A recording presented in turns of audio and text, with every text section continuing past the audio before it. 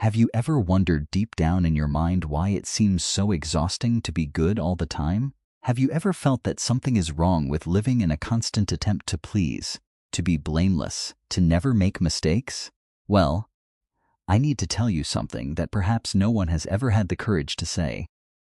This obsession of yours to be perfect, to always behave in the right way, may be destroying you inside much more than any failure ever could.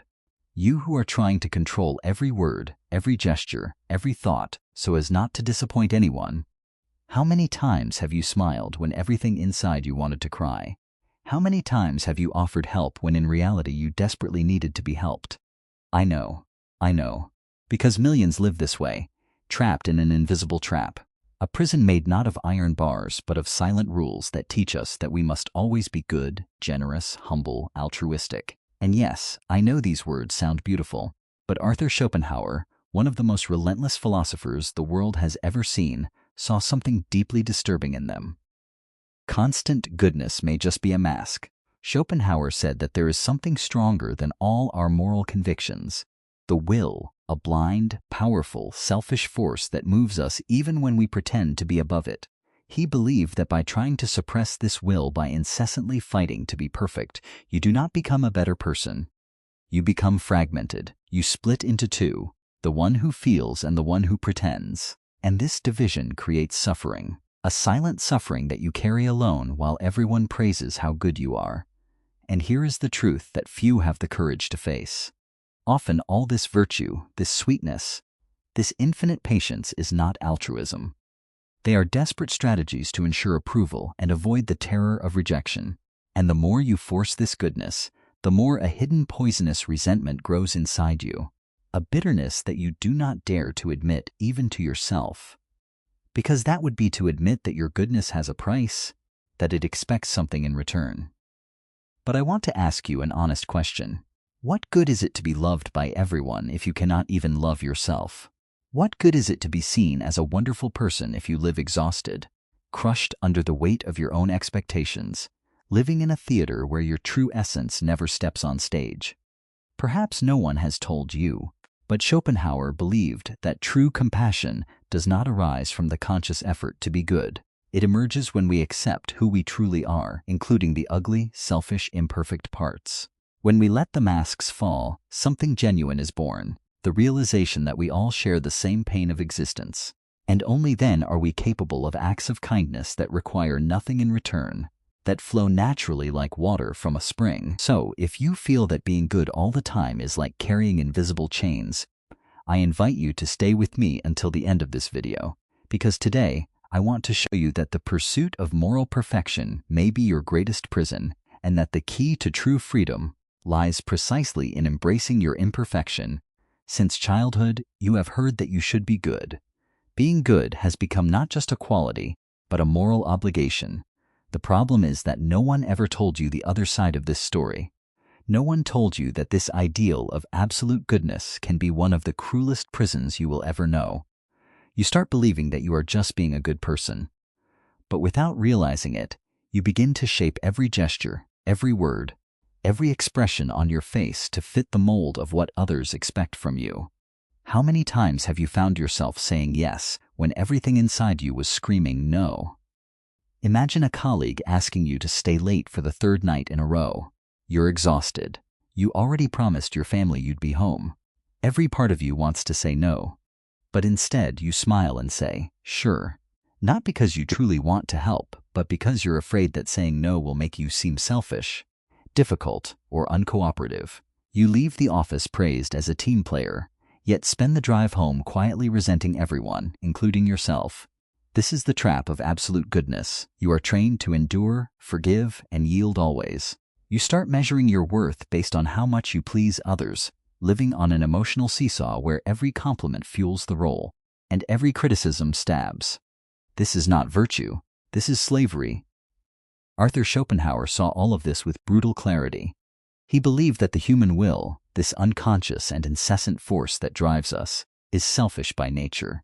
There is no human being who does not carry within them their own desires, impulses, and interests. Trying to kill this will in the name of absolute moral purity is like trying to extinguish fire with gasoline. The more you repress, the stronger it becomes. And that's where the danger lies. This kindness is rarely free. More often than not, it becomes a currency of exchange. You give kindness expecting acceptance, patience expecting love, and you swallow anger expecting respect. But there is a very high price for this, because while you pretend to have no needs, wants, or flaws, something inside you is dying. Your spontaneity, authenticity, and ability to feel genuine joy are being suffocated. You begin to live like an actor trapped in a role you can no longer bear to play.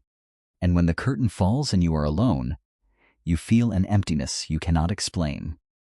If you do not see this prison, you will spend your entire life sacrificing yourself to meet expectations of people who may not even notice or value your effort. You will continue to smile while bleeding inside just to maintain the illusion of being the good person everyone expects. But Schopenhauer offers us another lens, a lens that reveals that all this excessive virtue may in fact be just the visible tip of something much deeper and darker. Now it is time to look without filters at a truth that almost no one has the courage to face. You are not good all the time. No one is, and that's okay, because according to Schopenhauer, there is something much deeper and more powerful within us than any ideal of virtue. He called it the will, a blind, relentless force that moves us without asking for permission. Schopenhauer believed that this will is the essence of everything that exists. It is what makes the lion hunt, the tree grow towards the sun. It is what makes you desire, want, feel hunger, thirst, lust, ambition. It is this force, raw and indifferent to morality, that is at the center of our existence. Schopenhauer said that the will is by nature selfish. It does not care about moral rules, good manners, or purity of character. Even when it seems that we are being altruistic, we are often just seeking some personal benefit deep down, whether it be recognition, gratitude, love, or simply the feeling of being good. Think with me, how many times have you done something supposedly good, but deep down were hoping for a thank you or a compliment? How many times has your kindness not come accompanied by a desire to be loved? Schopenhauer would say almost always. This does not mean that you are a bad person. It only means that you are human, and that within you exist forces that cannot simply be extinguished. The great mistake is to think that we can completely suppress this selfish will through rigid moral behavior, because the more you repress it, the more it finds underground ways to express itself. Do you think you are being virtuous by swallowing your anger? Maybe, but sometimes you are just planting the seeds of resentment that one day will explode in the form of sarcasm, coldness, passive-aggressive attacks, or even illness. This will does not disappear just because you pretend it does not exist. It hides, and hidden, it becomes more dangerous. You start to act automatically without realizing that your choices, your generosity, even your kindness may be contaminated by selfish desires that you refuse to acknowledge. The result is a life of suffering, contradiction, and emotional wear. You feel good, but you also feel used. You take pride in your patience, but feel accumulated hatred in your chest. All of this because you are trying to live against something that is as natural as the act of breathing, your own will. True freedom is not in trying to kill the will, but in knowing it, facing it head-on, and learning to deal with it without deluding ourselves.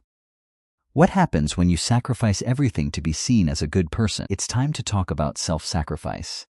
This glorified idea taught as the supreme virtue, but which in reality is often the shortest path to the destruction of our soul.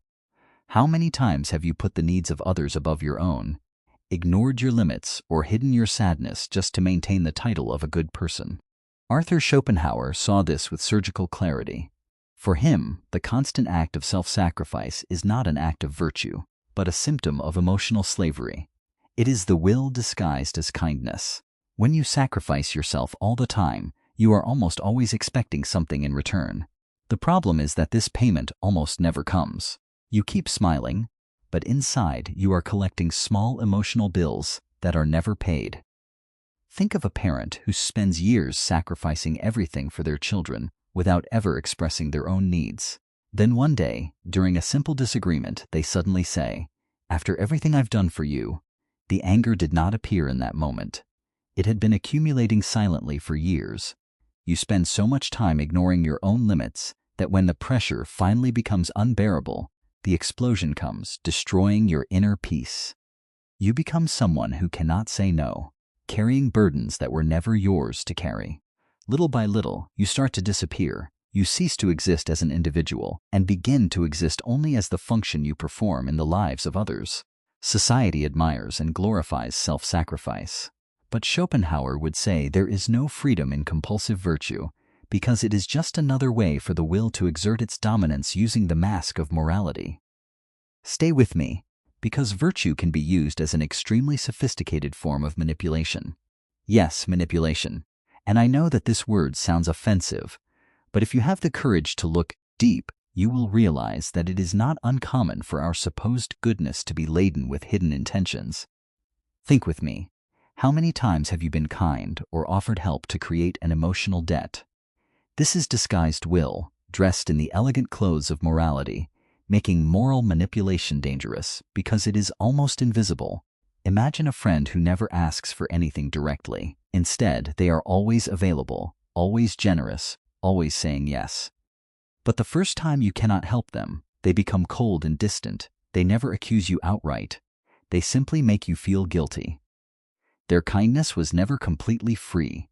It was an investment waiting for emotional dividends, turning goodness into emotional blackmail. Admitting that our virtue sometimes serves to manipulate would be to admit that we are much less saintly than we like to believe. Schopenhauer did not condemn humanity for this. He understood that this is the nature of the will. What he proposes is to see clearly the true motivations behind our actions, because only when you understand your impulses can you choose to act authentically and freely. True compassion does not arise from moralism or the desire for applause.